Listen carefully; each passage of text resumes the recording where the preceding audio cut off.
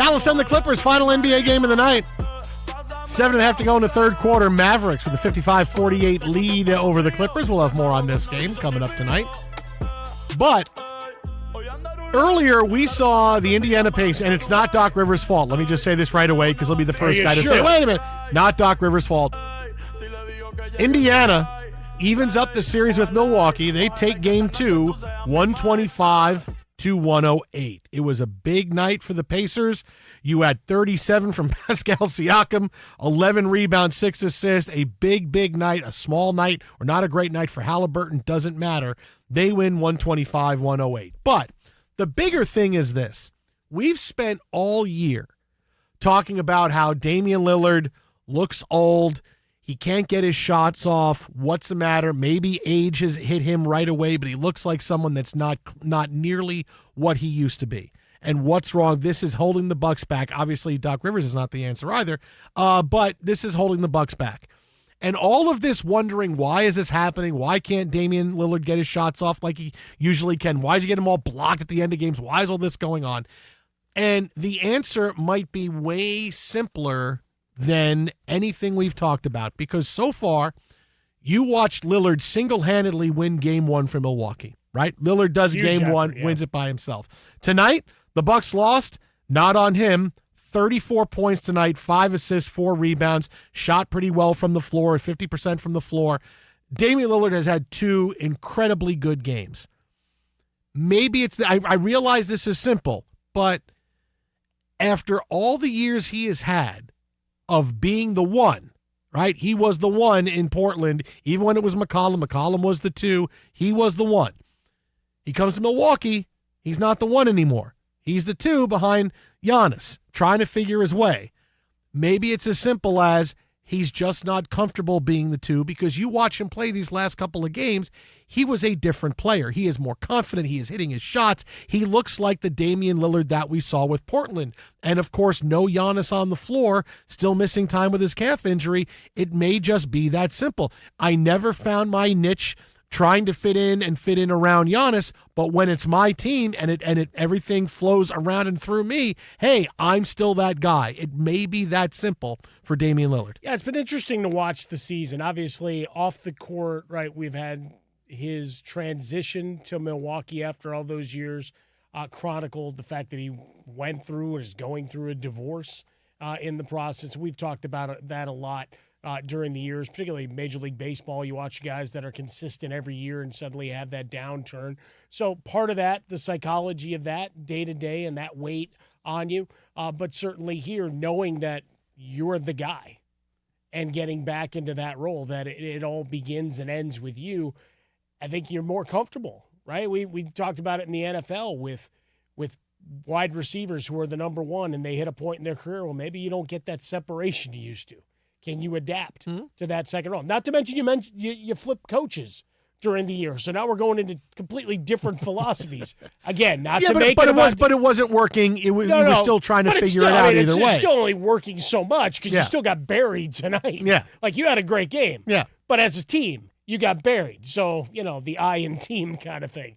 Your final stat line is great and all, but you lost by 17 at home. But when it comes to Lillard, that's the big difference. Is he's been the first 2 games in the playoffs when suddenly it's okay, we're relying on you. This is a really big deal here.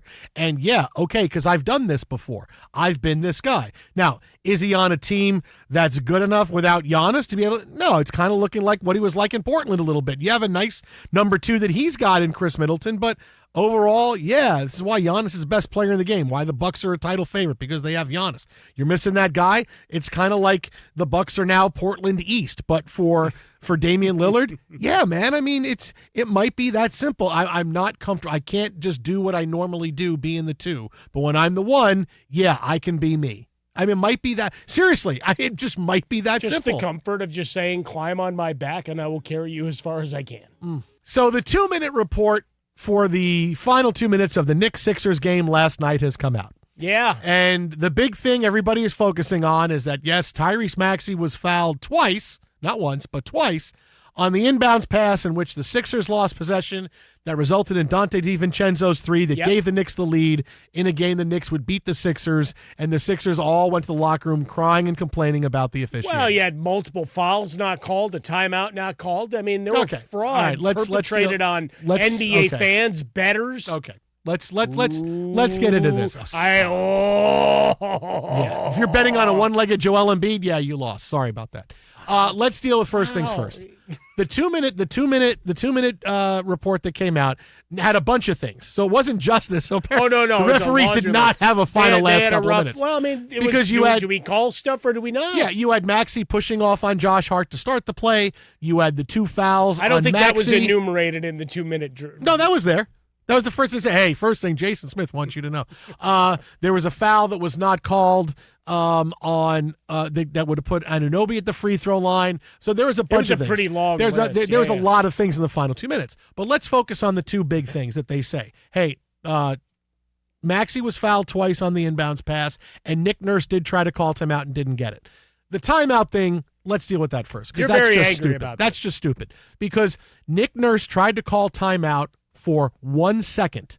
1 second, and then he pulled his arms out to say, I don't want the timeout anymore. If he didn't want the timeout, he should have dropped his hands. If he was like, I can't get it done, I can't get it done. I kind of read it about kind of he pulled his hands apart like, no, I don't want it. Yeah, you're pissed. He pulled his hands apart like, no, I don't want it. And then he says, well, when they were for the loose ball, they tried to call a timeout again when Maxey was on the ground with the ball. They didn't give him the timeout. The Knicks wound up stealing it away and getting the basket.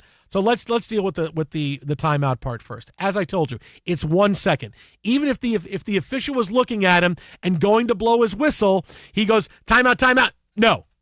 No one has that reaction. They're going to see at the end, oh, he doesn't want it. I'm not going to blow the whistle. I don't think it was as sharp. I mean, obviously we're doing radio, so folks aren't seeing your sharp. You count Bradley to one Cooper conductor-like thing that you're doing with your hands, like and timeout. No.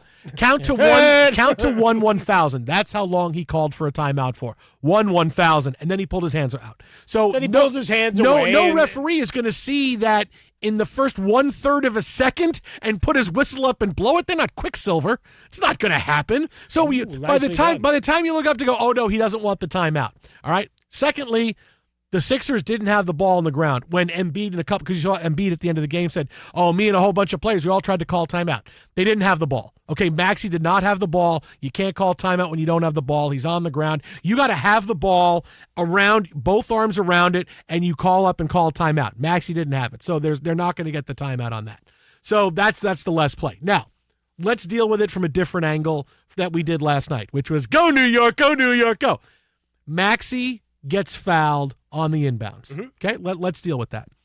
The Sixers have implied and said that, oh, the referees took the game from us, implying that had that foul been called, we would have won, which is just stupid. And it's the Sixers, it's the Sixers not focused on the right things and looking for excuses, which again is why the Sixers are on my never again list. That's why I don't pick them to do anything, because they're focused on the wrong thing. They would have you believe that if that foul call was made, they would have won. That would have been it. Okay.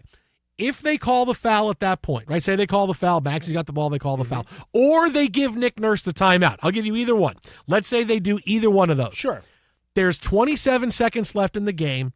The Sixers either have the ball or they're shooting free throws and they're up 2.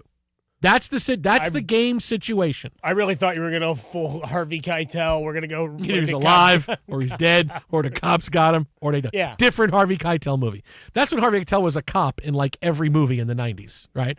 Good cops, bad cop, bad lieutenant. Bad lieutenant. You know. I did so many bad things. He shouldn't have bet on the Mets. Shooting his radio in his car. Bet against the Mets. That's what happens. They say it can't be done.